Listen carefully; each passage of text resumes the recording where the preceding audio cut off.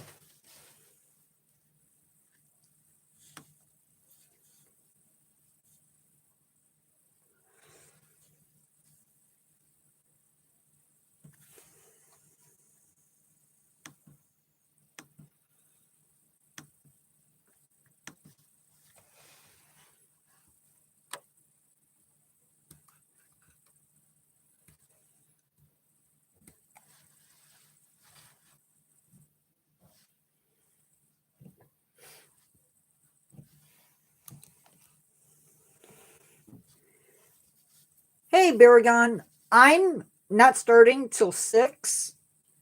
It started a few minutes early on me. I'm not set up, but if you want to chat for a little bit, we can chat.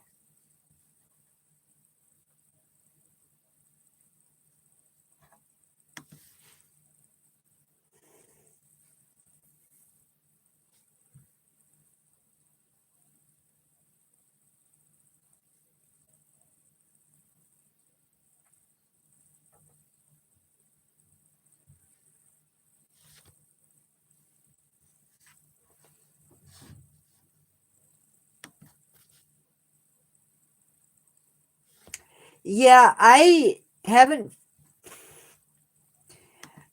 If it's within 5 minutes of starting time and I'm running behind and I get the live set up,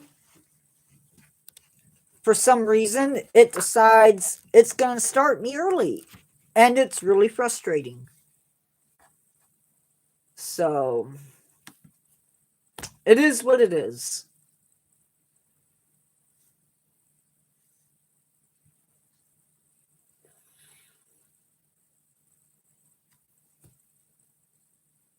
I made a very bad decision playing art today.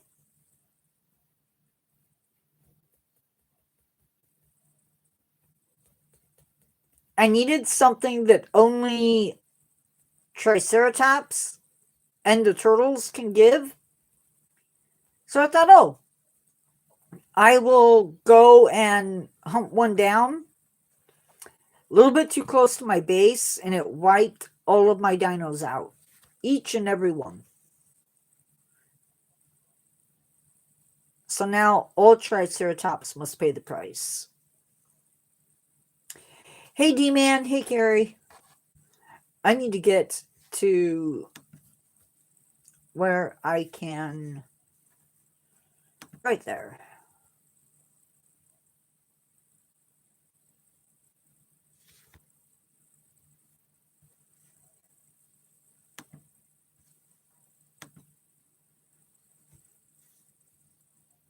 Did I put in...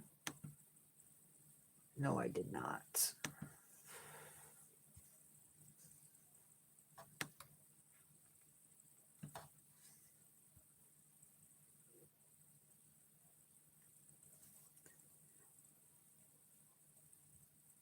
It's a period of the Earth's history.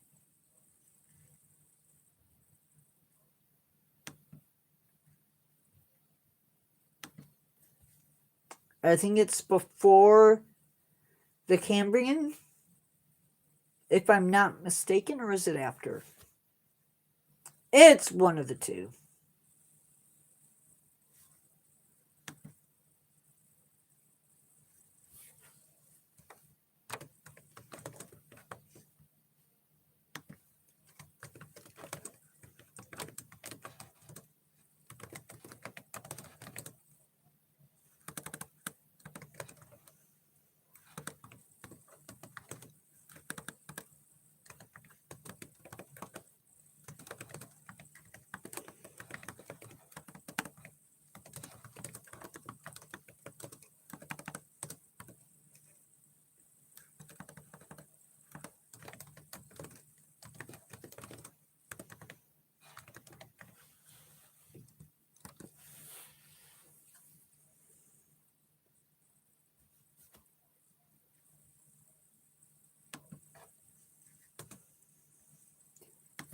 I said it's a period of time.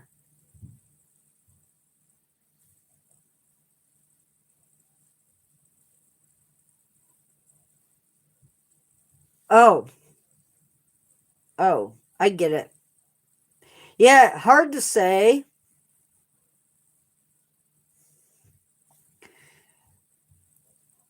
Jurassic, that is why I'm not a geologist.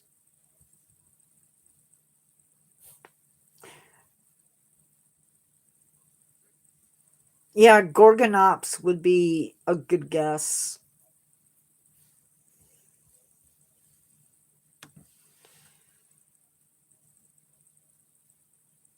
What am I doing?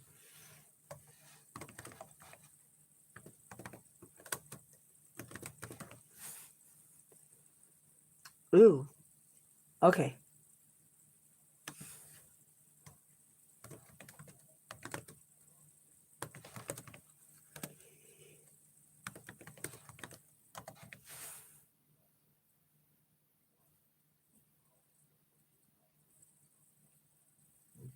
True. Now that I think about it.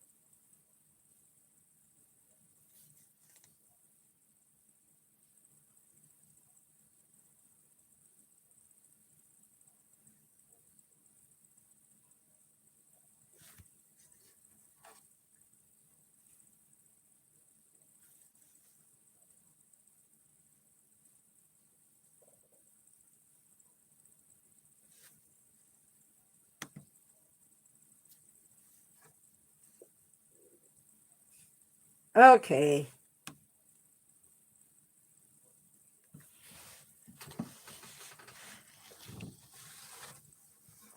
Hope your whole week has been going good. Don't you love it when it does that?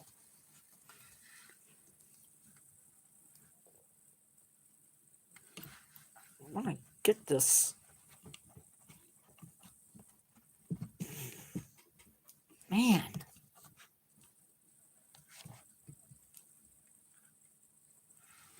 Okay.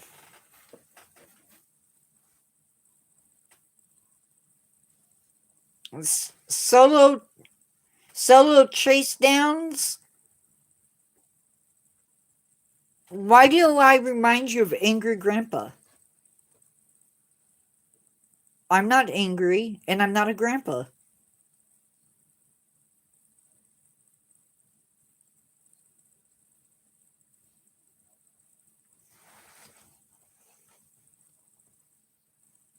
Nor do I want to be a grandpa. So, I'm Nature Guy X46, aka Charlie, and tonight we are looking at tide pools.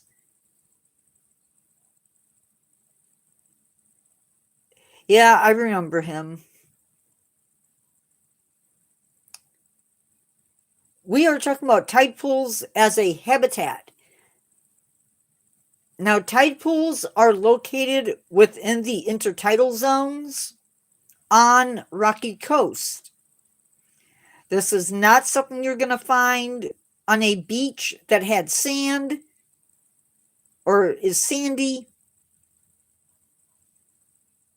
It's just tide pools.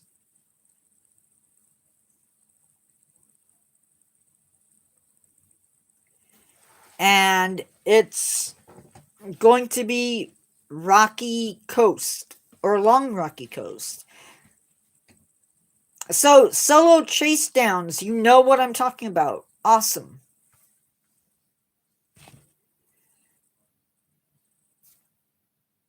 So these are, hey nature fan.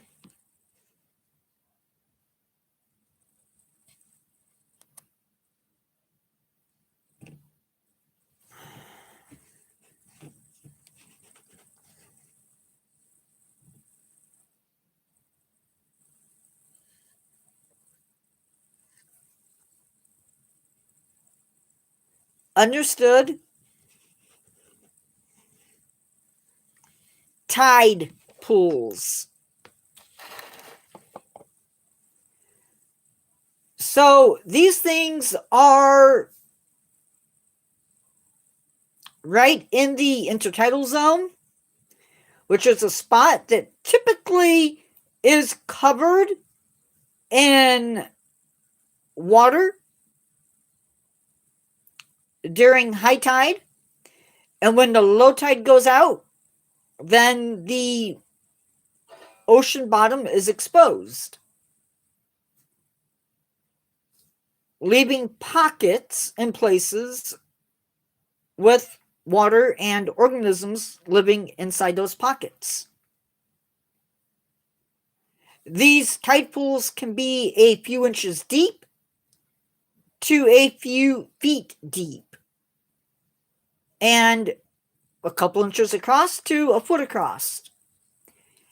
These are places where life still carries on despite the water being pulled back from above it.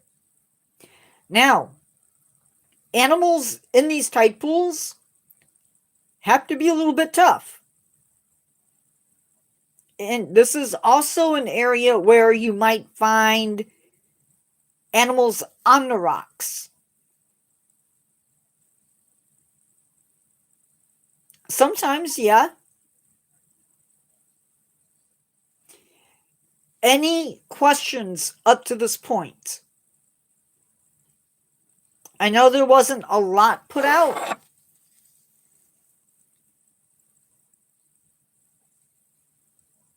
Right. Lots of life can be underneath the rocks or in the tide pools themselves. We're going to talk about that later. Okay, I'm assuming silence means you're either thinking or you have no questions. So I'm going to move on. Now, these pockets of water offer temporary refuge from the receding ocean and from the elements.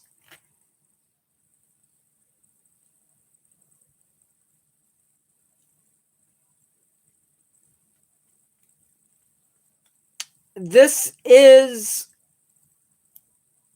a very rough place to live.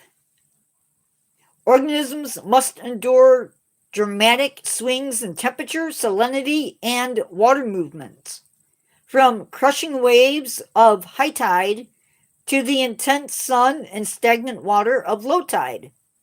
It is precisely these challenging and fluctuating conditions that have led to the evolution of incredibly resilient and unique creatures, creating a microcosm of life perfectly adapted to thrive where few others can.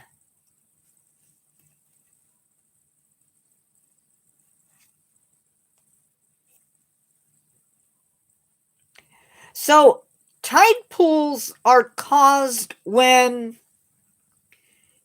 I'm going to use this as rock. I'm going to use this as a thing of rocks. High tide covers these tide pools.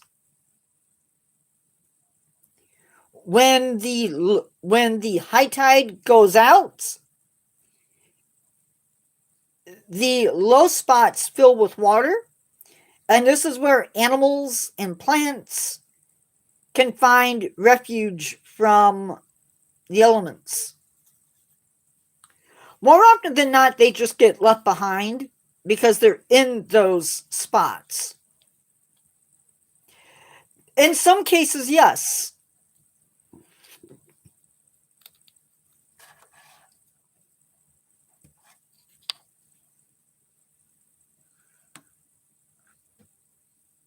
Now, I'm only covering a few areas of the world, so the animals that I'm going to talk about may not be the animals that live in the tide pools by you. So bear with me. In Puget Sound, if you go rock pooling or tide pooling, you're going to find sea anemones, including the giant plumosea anemone that can reach 3 feet tall. You might find sea cucumbers, jellyfish like the moon jelly or stalked jellyfish. You might find barnacles like the gooseneck barnacle. You might find crabs like the purple shore crab or the pygmy rock crab. And if you're really, really lucky, you might find a hermit crab or even a Dungeness crab. And that would have to be a good-sized rock or a good-sized tidal pool to find a Dungeness crab, because they're fairly good-sized. Now, if you live in the UK, as well as other places, you might find gobies, periwinkles, which is a type of snail if you don't know. You might also find prawns, limpets, which is another type of snail. You could find starfish. And again, these animals you might find in other locations as well. On top of octopus.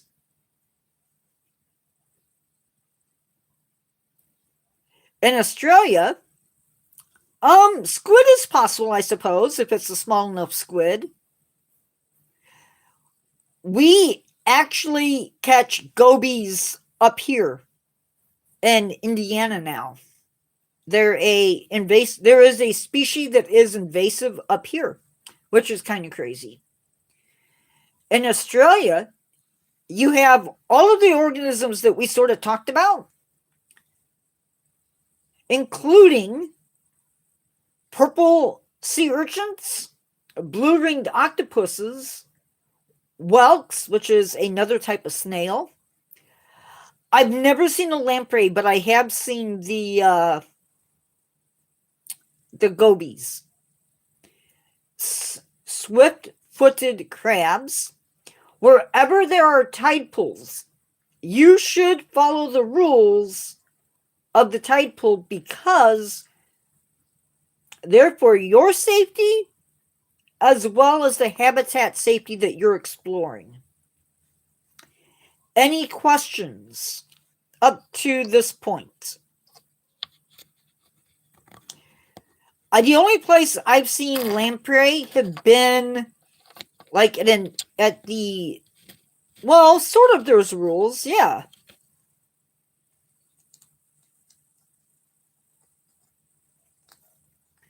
Maybe they're not rules, but they're things to keep in mind while you're visiting the tide pool.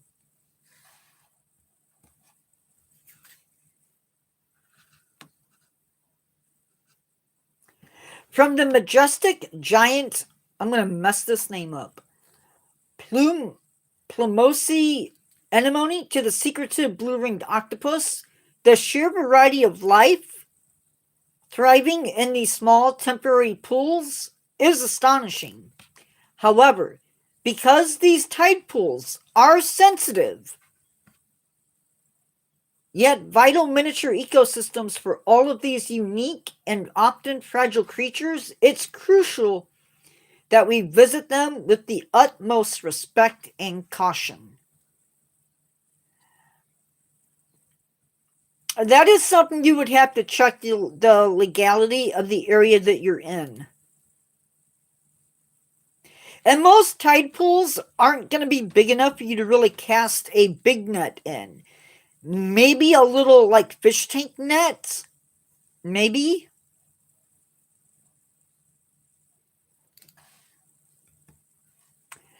I hate when I click on my screen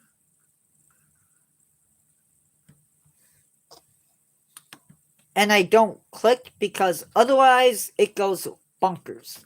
So, things to keep in mind when you're visiting a rock pool or a tide pool. Animals exposed in a tide pool or in the intertidal zone really aren't built to be out in the elements. You are a visitor to their realm, and you need to be careful where you step and where you place your hands. Because not everything in the rock pool is your friend. Just like on land, if you move a log in the forest to see what's underneath it, you need to make sure that if you move a rock, you put it back exactly where you found it. And if that rock doesn't give way, don't force it, leave it.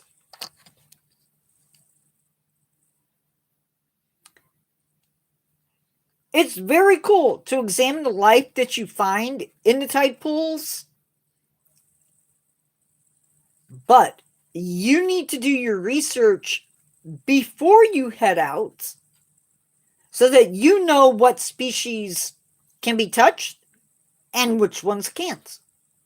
Because, like Solo Chase Downs just said, you put your hands in the wrong spot and you get a sea urchin in you or on you, that's not the sea urchin's fault. After all, there's no better way to end a visit to a tide pool than by getting bit by a blue-ringed octopus or getting stung by a cone shell. Hence the reason to know what's in those tide pools before you get there. Have an idea. If you know that you're going to be going to a tide pool, don't put chemicals on your hands. It's okay to have maybe sunscreen on your back, but if you're going to be handling life from the tide pools, you don't want them absorbing the chemicals from your hands. Don't mess with the plants. Those plants hold moisture. They allow for animals to hide amongst them. And in some places, eelgrass is being planted, replanted. Another thing to keep in mind is timing, because when you're chasing a tide pool or you're chasing low tide, you don't want to get there and not have your time to shine. You want to make sure that you get there an hour or 2 hours before low tide so that you're spending as much time exploring as you can. Also, important to know is what time high tide is coming in so you can get out of there before high tide comes in. Another thing to keep in mind,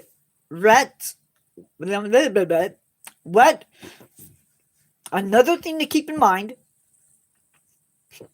rocks are slippery when wet. They can be a few inches deep to a few feet deep. It just depends. Watch your footing when you visit a rock pool or a tide pool. You don't want to end up on your butt because you may not be happy if you land in a pool And there's sea urchins in it. Just saying. Also, don't wear flip-flops to a tide pool. Things just to keep in mind. Any questions on that?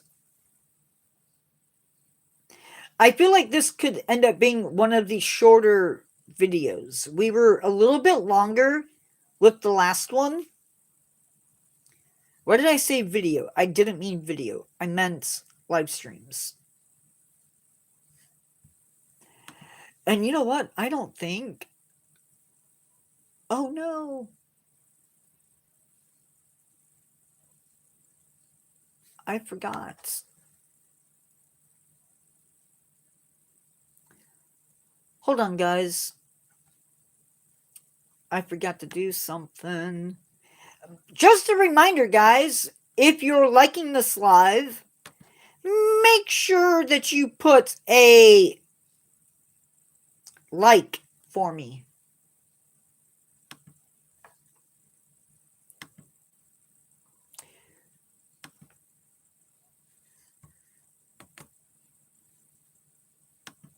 I forgot to do that.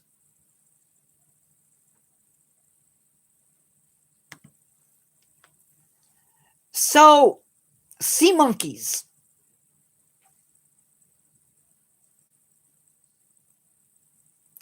are brine shrimp.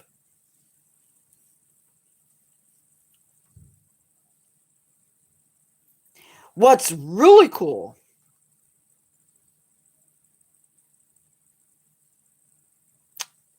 is the tadpole shrimp, the triops. Those are the coolest.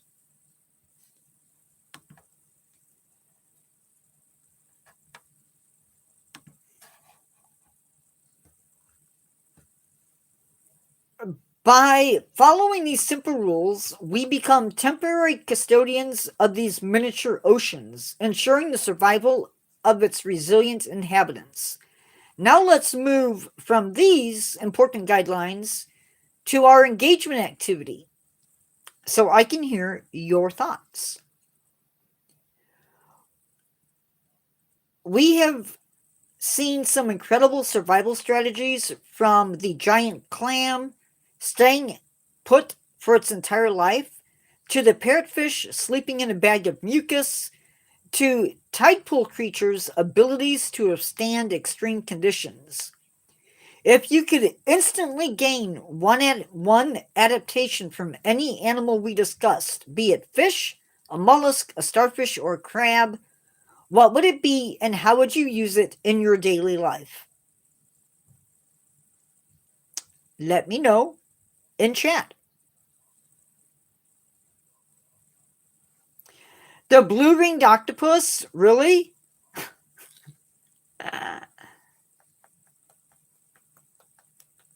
I hate to ask why. Honestly, there are days where I'd like to be a jellyfish. Ooh, that would come in handy.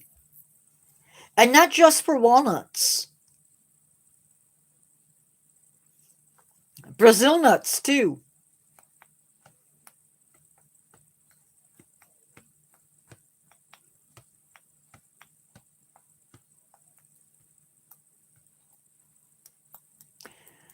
Of all the places I've been, I don't think I've ever seen a rock pool.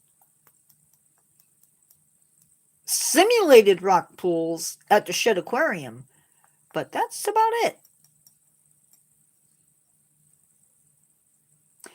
While I'm thinking about it,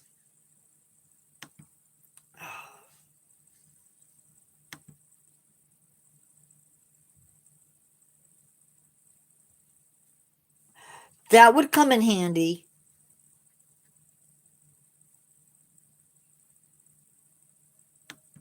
Oh, and there are in some places, at least in Australia, probably other places in the tropics,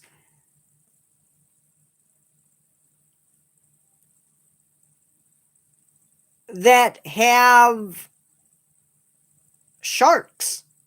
You could literally have sharks in tide pools. Not big ones, but it's possible.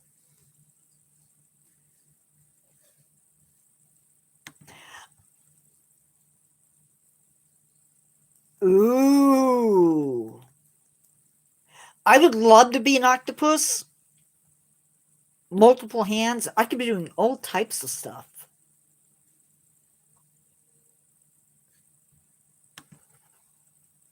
Okay, before I forget.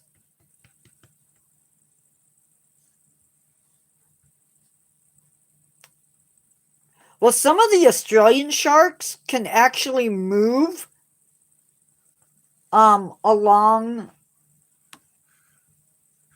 if they get stuck out.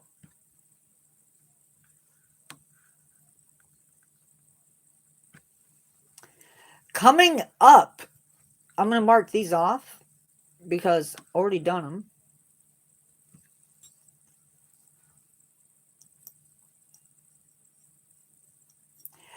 I would love to be able to, like, travel. That would be so cool. Friday's live at 1 p.m. We are doing carnivorous plants.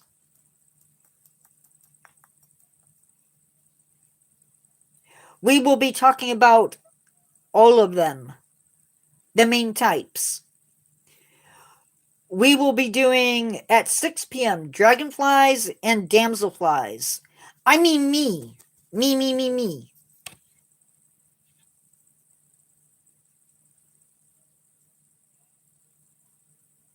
Yes. At least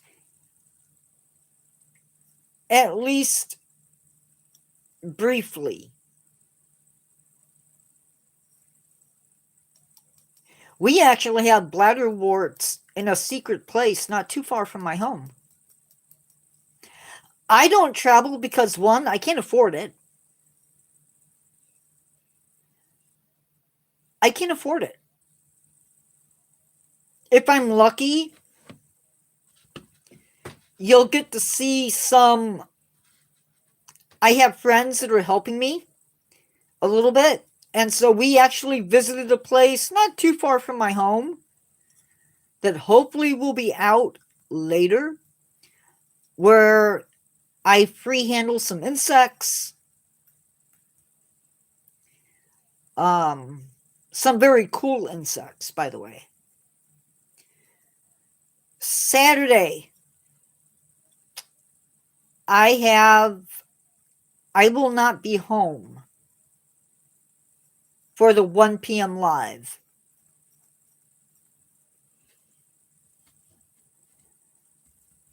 I have, like I mentioned Saturday, I had a friend that passed away, so I will be attending his funeral. So I will bump the exhibit focus to Saturday night at 6. Friday's live will happen as normal. Tuesday, we're doing bumblebees and carpenter bees. I think we're going to do those together. I have seen. No, Saturday night we will have live. We will not have live.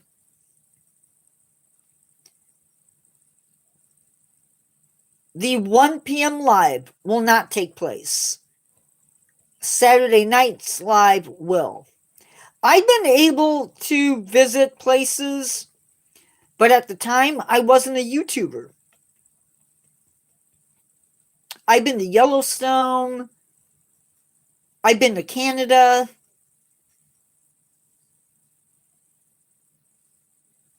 But I wasn't a YouTuber back then. I used to go to Utah all the time. But we don't go out there anymore. So, yeah. Like I said, February at February 24th, which is a Tuesday, I will be doing bumblebees and carpenter bees. And then February 27th, I don't know what this is going to look like. I'm going to talk about blizzards and maybe hail, or maybe both. And then we're going to do, I don't know what we're going to do. I'm going to combine blizzards and hail. I probably shouldn't, but I'm going to. And then we're going to do something else that day. And then February 28th, we are doing... Oh, wait a minute.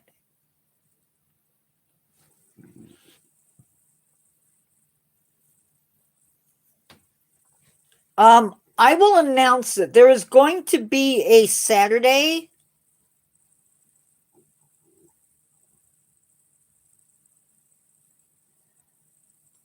There's going to be a Saturday in March that I am not going live.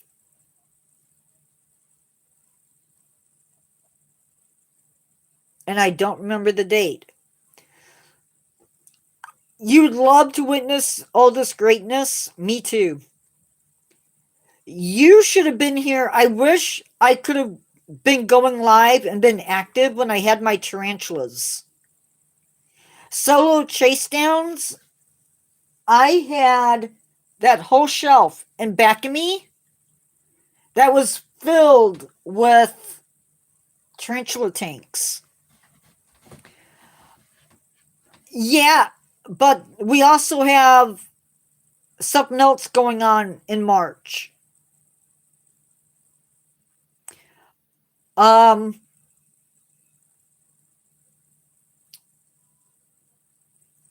have oral surgery on March 5th. Depending upon how I feel, I may or may not go live on March 6th. 50. You have to have 50 subscribers to go live.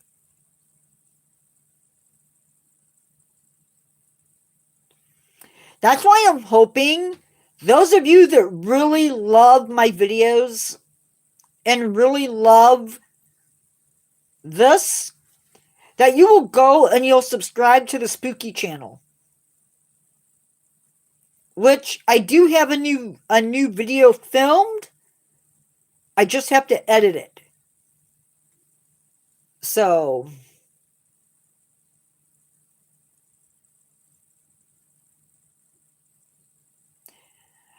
I need to job hunt more myself. I really want to do a I don't have the people to do it, but I would love to do a meetup. I think it'd be so cool. Monthly roundup will be February 28th, along with an experiment of some sort. It's a good idea to test your live before you do it. Do a dry run before you do it. I've done them, and it helps.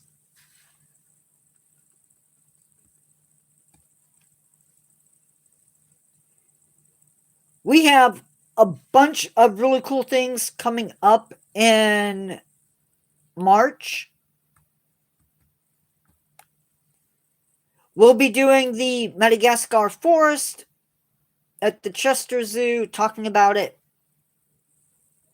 Talking about the Bronx Zoo exhibit, Madagascar. Talking about huckleberry and leche tomatoes as exotic foods. I will be adding something to those.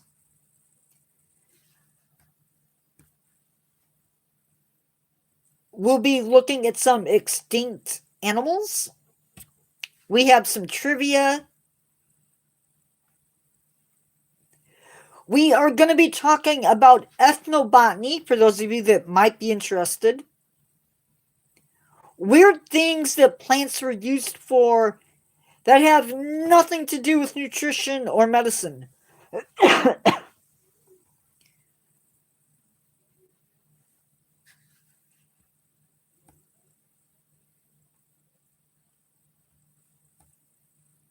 And I think that covers that. Also, for those of you who are new to my channel, I am going to be doing a video, hopefully have it up tomorrow. I'm going to work on it tonight. Push comes to shove, it'll be up either today or Thursday. Not today, but tomorrow or Thursday on Ebola.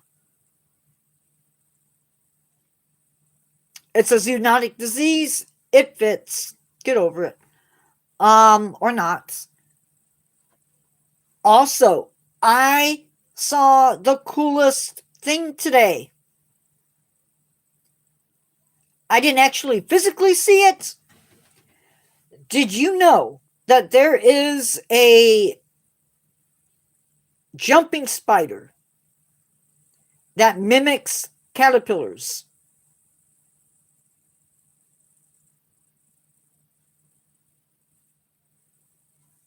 Let that sink in. A jumping spider that mimics caterpillars. Crazy. I was mind blown. Also, saw a honeybee yesterday. Saw a paper wasp today. Very cool. Even the hawks are out and about, telling me that spring may not be too far away. Of course, up here, we get fake spring.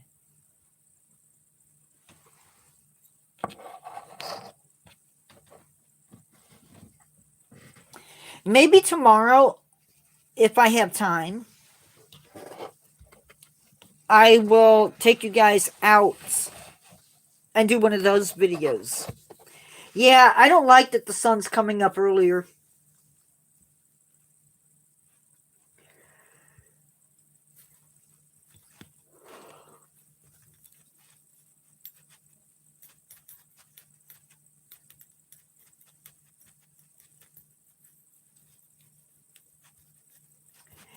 Any questions, comments, concerns, issues? Yes. Time change too. Yeah.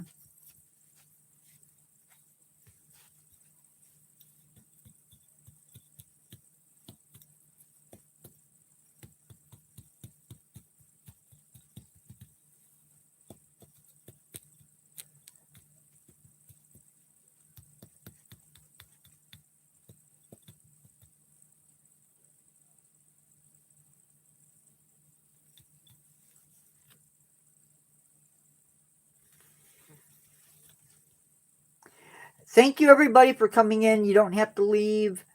You're free to stick around. I just wanted to say thank you. I appreciate all of you. Love you all. You're awesome. Thank you. Thank you.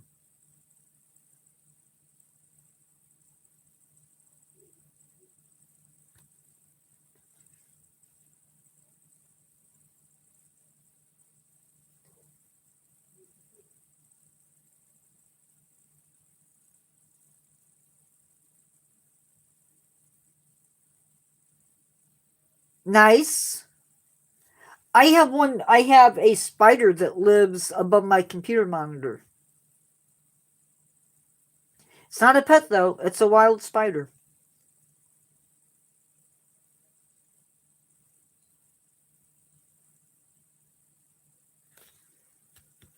And I'm happy with it.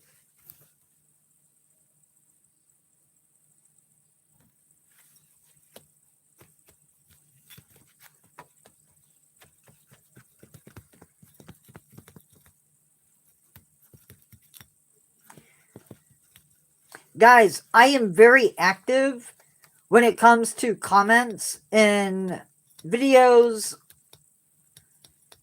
So if you do leave one, it might take me like to the next day to comment, but I try to comment on all of them.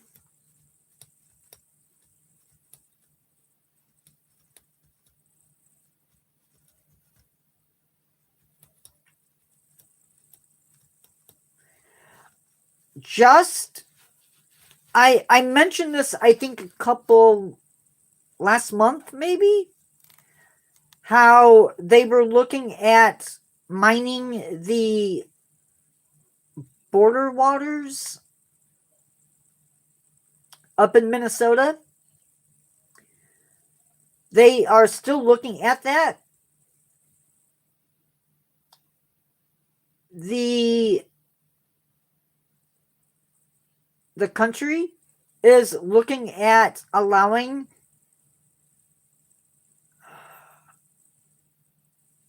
nature fan, I'm sorry, man. There are a ton of brownish spiders.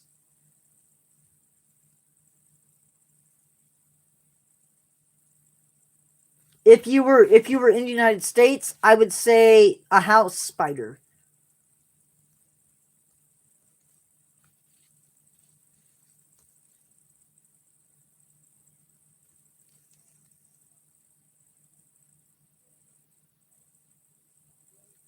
I don't think a wolf spider would make it in, but they can be pretty good sized. They are still looking at allowing this international company into the border waters or the boundary waters to mine. If that happens, those minerals that they take out of there will go to China, and we will have another polluted body of water. So if you can reach out to if you're in the United States, reach out to your senators. My understanding is it is going through the Senate or will be going through the Senate. So speak up.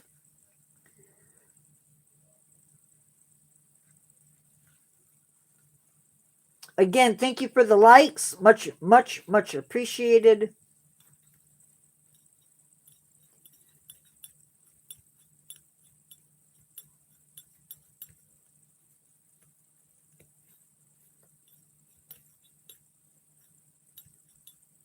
We are down to just a few more minutes. I hope you guys had a fantastic day. I go live almost every single Tuesday, almost every single Friday, and just about every Saturday at 1 p.m.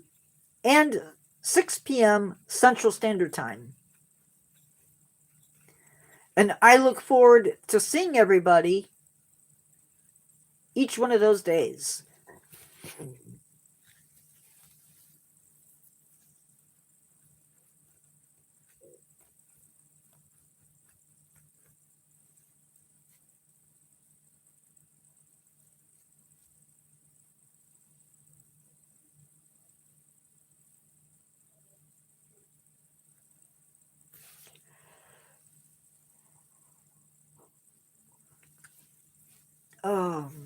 Let's see.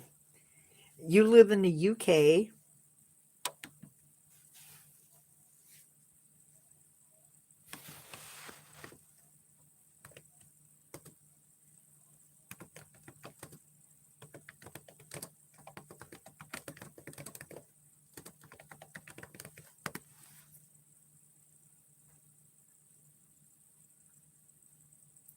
giant house spider.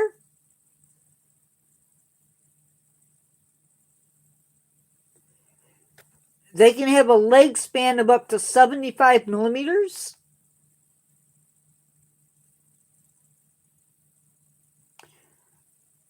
Was it more yellow than brown?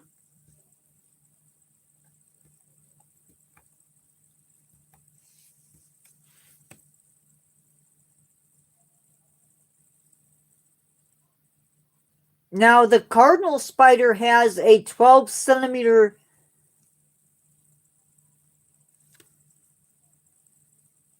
does have a 12 centimeter leg span. Yellow.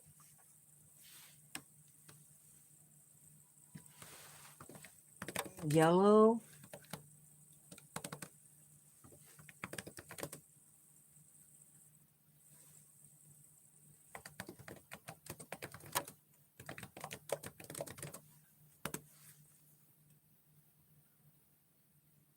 Yeah, that's what comes up.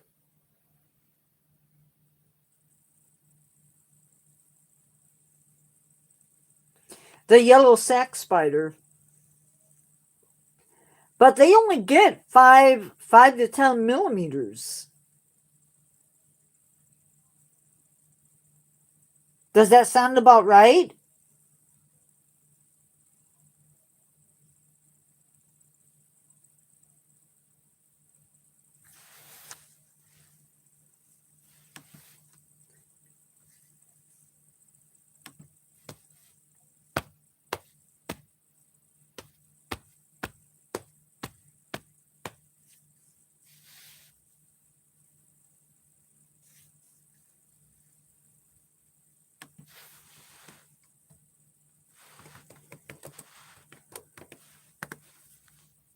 I had lunch, but I am so ready to eat again.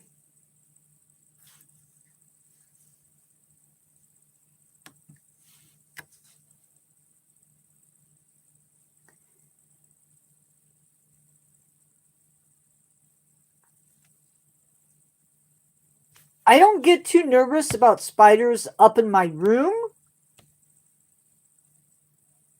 It's the spiders that might pop up in the bathroom that bother me. Or possibly downstairs.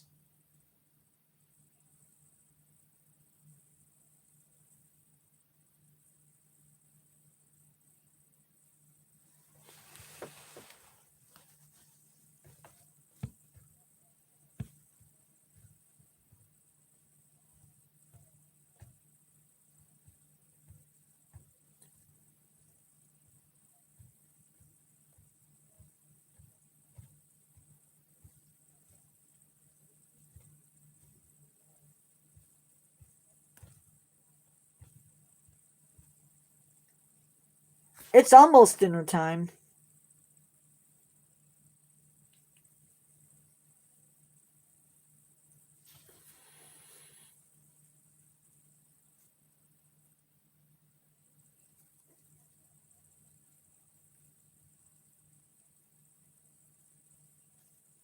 Sorry for being quiet, guys. I'm sort of zoning out, I guess.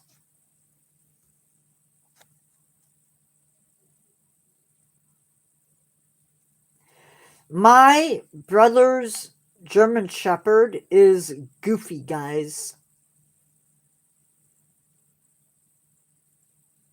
She doesn't mind you sitting down next to her while she's eating.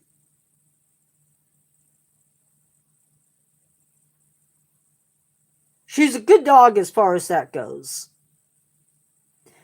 But if you try to take her dish away from her, she will reach out with her paw and grab it from you. Never seen a dog do that.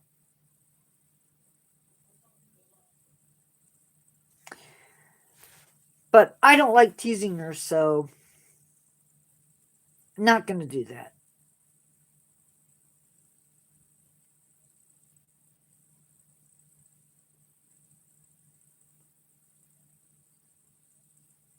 Invisible food. No, not invisible food. There will still be food in her dish.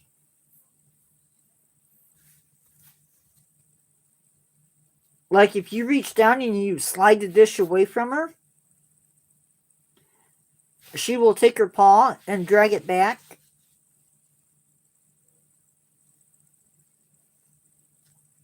And if the pit bull is walking around while she's still eating, I've seen her stick her paw over the food.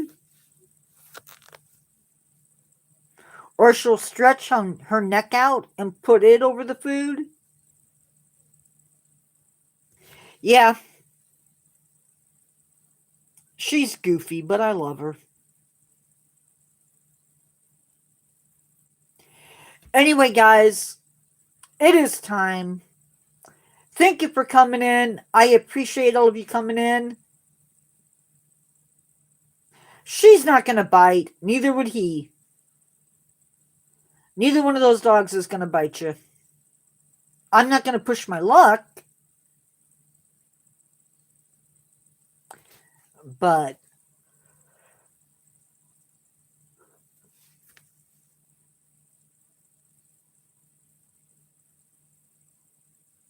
she's a good dog. Thank you for coming in again. Love you all. I will see you guys on Friday at 1 p.m. Hopefully, have a great week. Have a great rest of your evening. And I will see you in the next one. Goodbye.